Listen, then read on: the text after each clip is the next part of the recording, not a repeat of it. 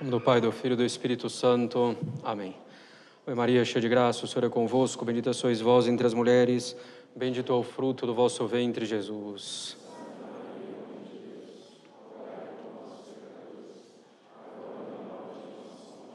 Podem sentar-se.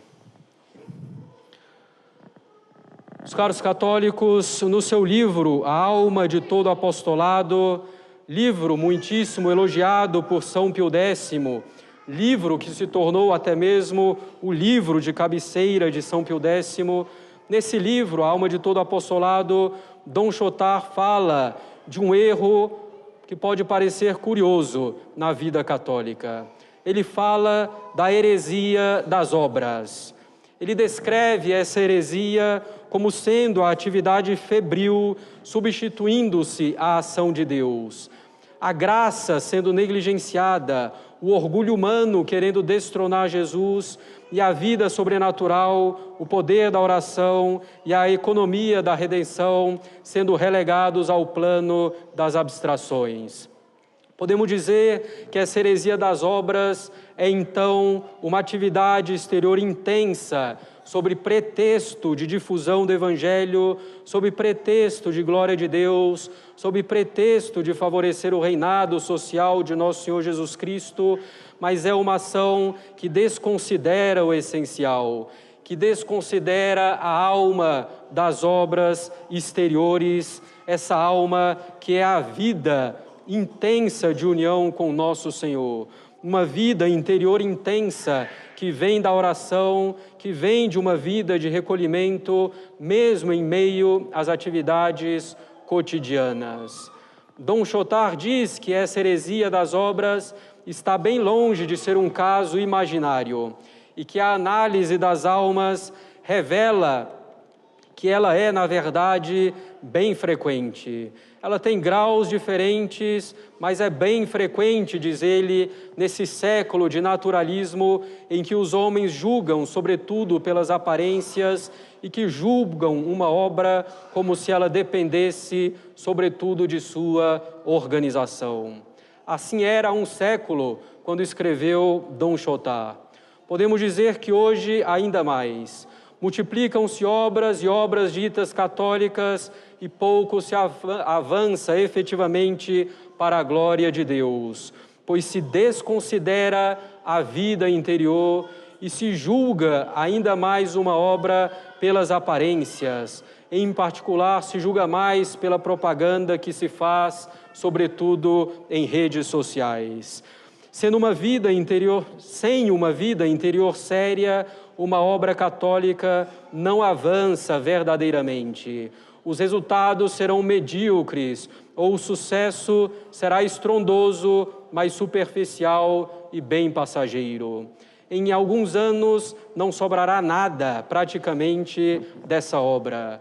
Não é simplesmente falando da doutrina católica, não é simplesmente falando do reinado social de Cristo que iremos mudar para melhor as coisas. Precisamos, primeiro, mudá-las em nós mesmos, buscar seriamente a santidade e procurar uma vida de profunda união com nosso Senhor Jesus Cristo. Vida de união que vem da oração, em primeiro lugar, e da oração mental, sobretudo, isto é, da meditação católica. Um estadista espanhol do século XIX dizia que aqueles que rezam fazem mais pelo mundo do que aqueles que combatem. Bossuet dizia que as mãos erguidas em oração desbaratam mais batalhões do que as almas, do que as mãos que ferem.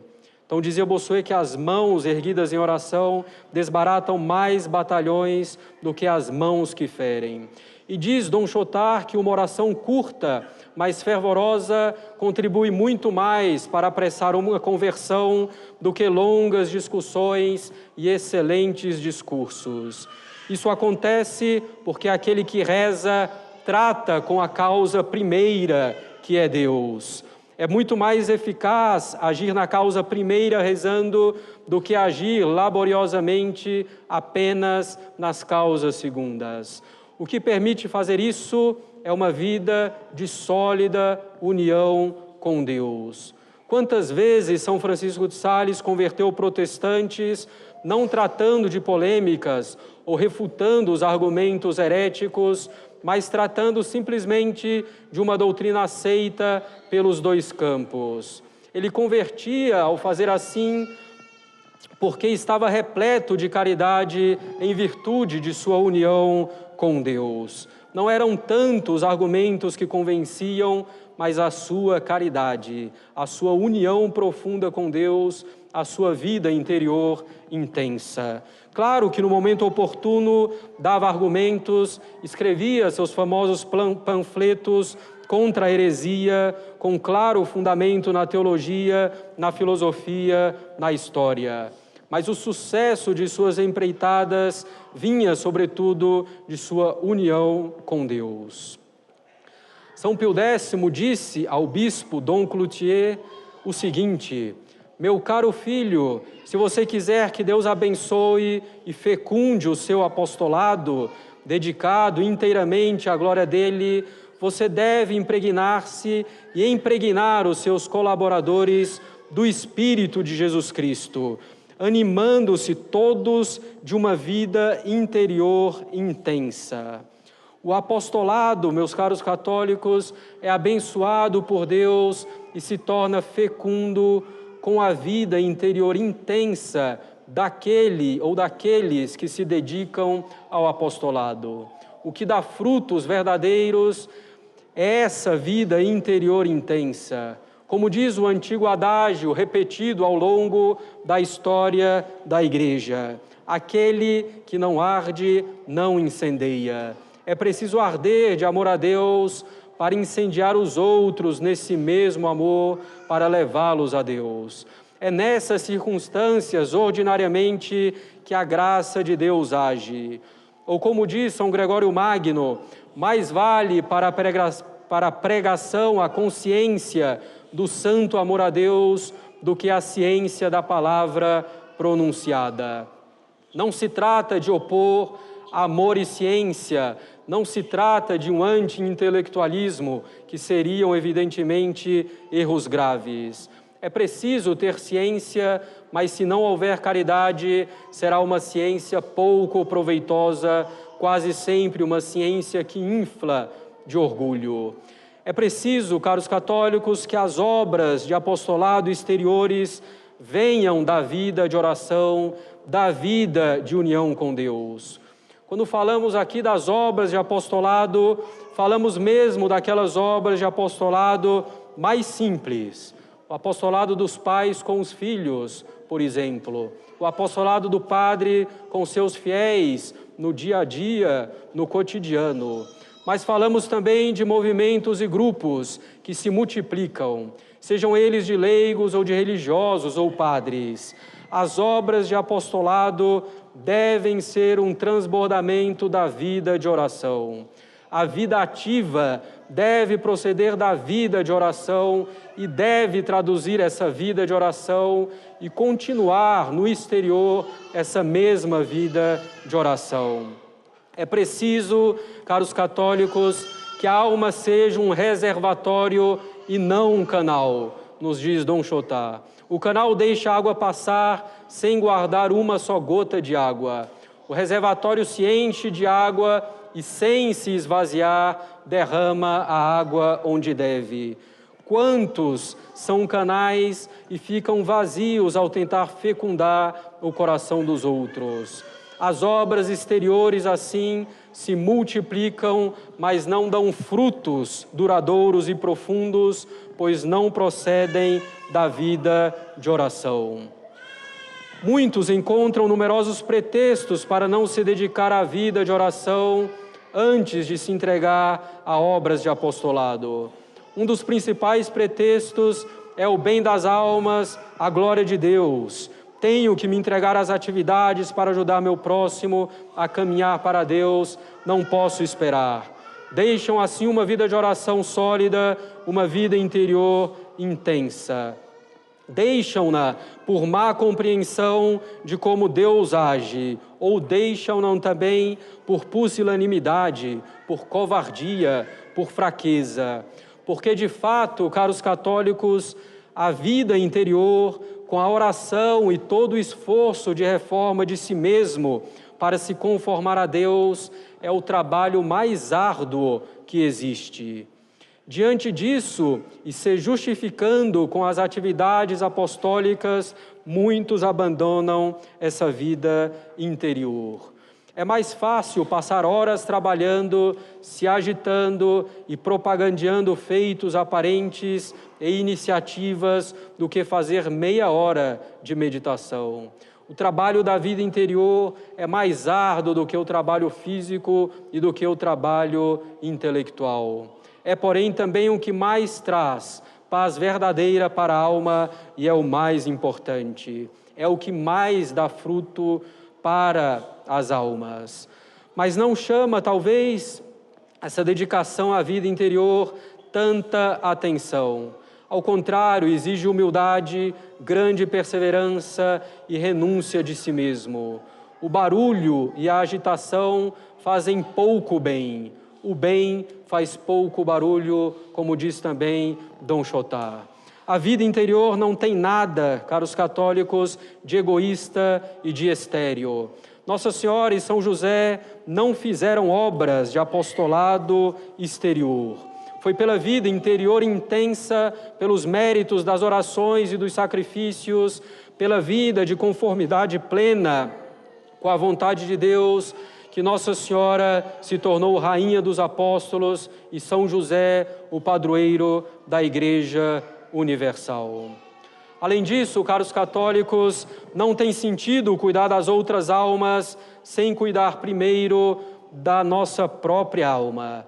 Assim dizia Santo Afonso: eu amo Jesus Cristo e por isso tenho ardente desejo de lhe dar almas, primeiro a minha, depois um número incalculável de outras almas. O secretário de São Bernardo dizia dele: primeiro o santo era todo para si e só então era todo para todos. Não adianta querer conquistar as almas, meus caros católicos, se não lutamos seriamente para conquistar a nossa própria alma para Deus. Será um apostolado fadado ao fracasso ou um sucesso imediato e passageiro que é idêntico ao fracasso. Na ordem estabelecida por Deus, diz Dom Chotá, nossa intimidade com Ele o glorifica mais do que todo o bem que obtemos para um grande número de almas, quando esse bem das almas ocorre em detrimento da nossa alma. Assim, algumas vezes, Deus permite que uma obra exterior desapareça se Ele vê que tal obra se torna um obstáculo para a alma que a realiza. O demônio, por sua vez, caros católicos, não hesita em favorecer um apostolado com um sucesso superficial, se com isso ele impede que a alma avance na vida interior. Pois o demônio sabe que o verdadeiro tesouro está na vida interior, que é isso que converte efetivamente as almas, que é isso que faz avançar realmente o reinado de Cristo. O demônio entende esse fato, mas muitos católicos não querem entender que a alma de todo apostolado, do apostolado familiar ao mais exterior, que a alma de todo apostolado é a vida de união com Deus, que vem sobretudo da oração.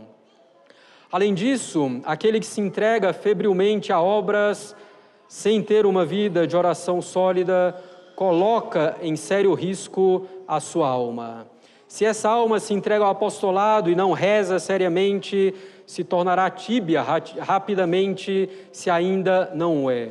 E irá chegar a pecados mais graves. A experiência mostra exatamente isso, caros católicos.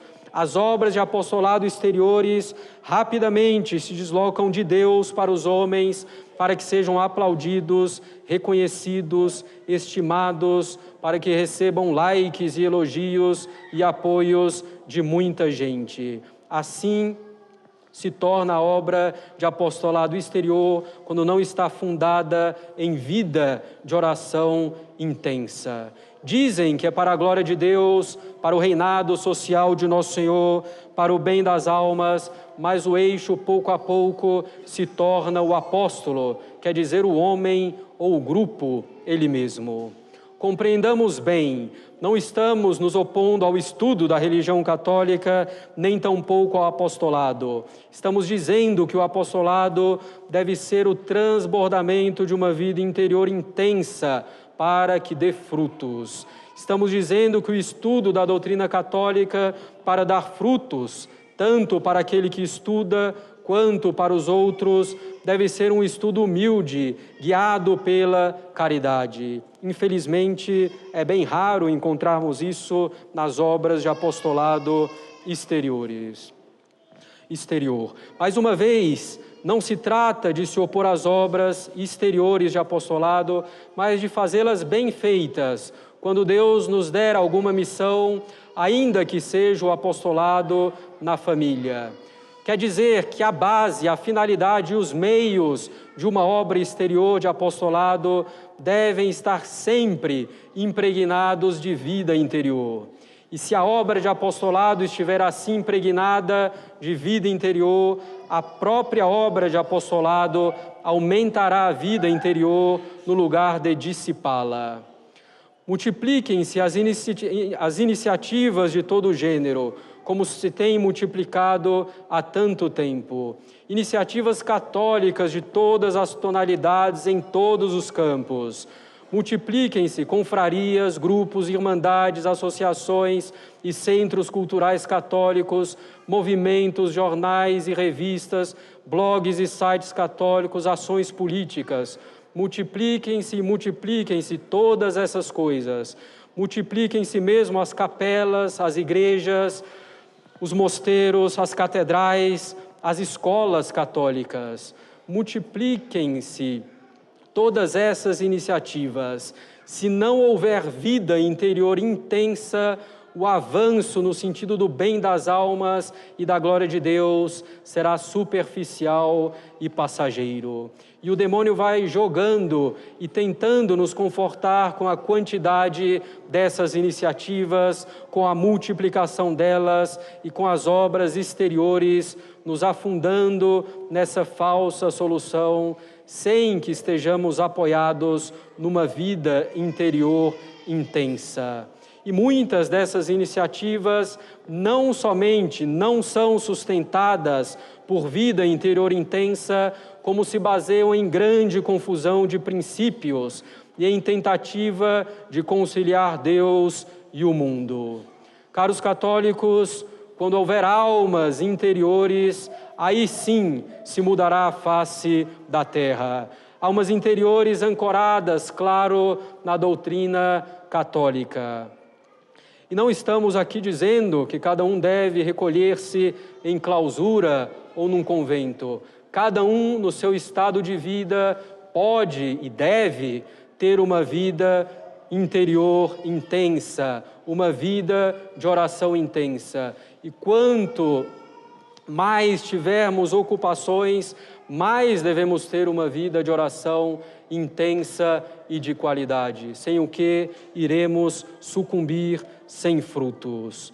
Quando houver então, caros católicos, almas interiores, aí sim se mudará a face da terra. Almas interiores ancoradas, claro, na doutrina católica.